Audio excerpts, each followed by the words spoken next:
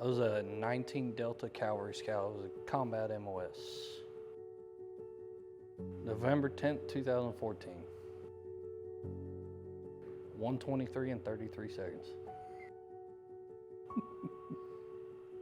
Mental health wise, for me personally, I had a bit of trouble for a while. On the good days, it's happiness, going out as a family, hanging out with friends that we love, and just being one big family with everybody. The bad days are, I can tell he still battles with his PTSD. And he's always going to battle with that from the things that he did get put through.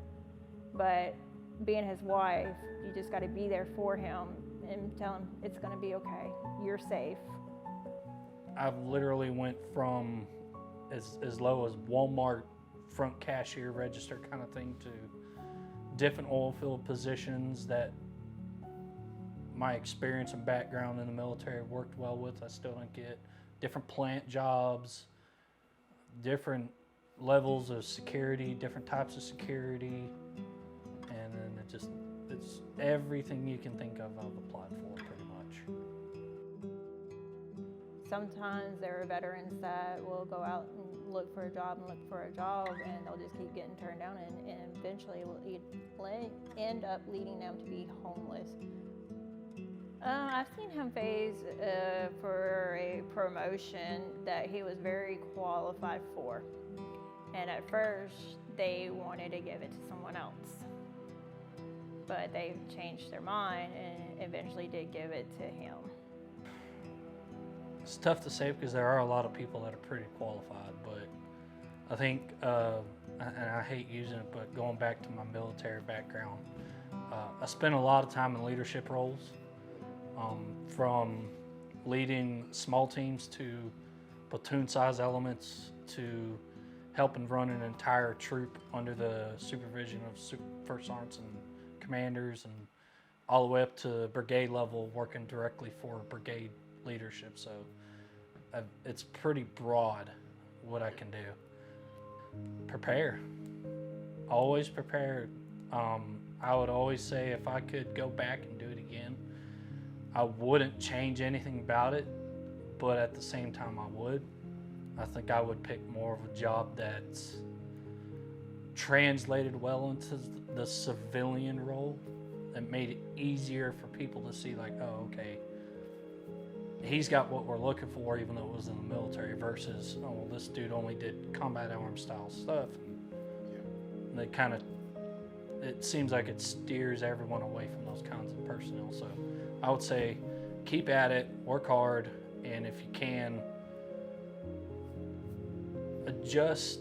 not adjust, but maybe rethink what you want to do in the military so it translates better. Be patient with them. Be there for them.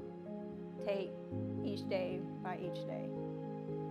A lot of what I've done in the military, about 90% of it just didn't translate. It's law enforcement and private security sector, so that's pretty much where I left.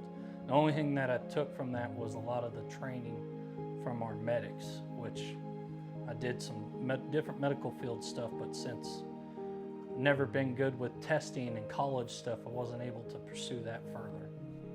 To be honest, it's not even me. I've got friends and family that tell me, hey, it's there, just wait. It sucks, but I know eventually it'll happen.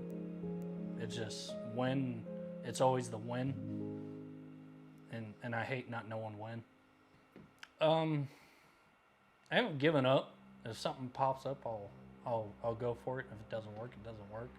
I wouldn't say it's necessarily a failure. I think it's just one more hurdle. Managerial. Something in managerial type thing. Just instead of kind of sitting at the lower level management, maybe more of a mid to higher level management would be what I'd be actually ultimately excited for. To find that job I can retire at and make and just retire. Just be happy, be content with what I'm doing and not have to keep looking for the next best thing.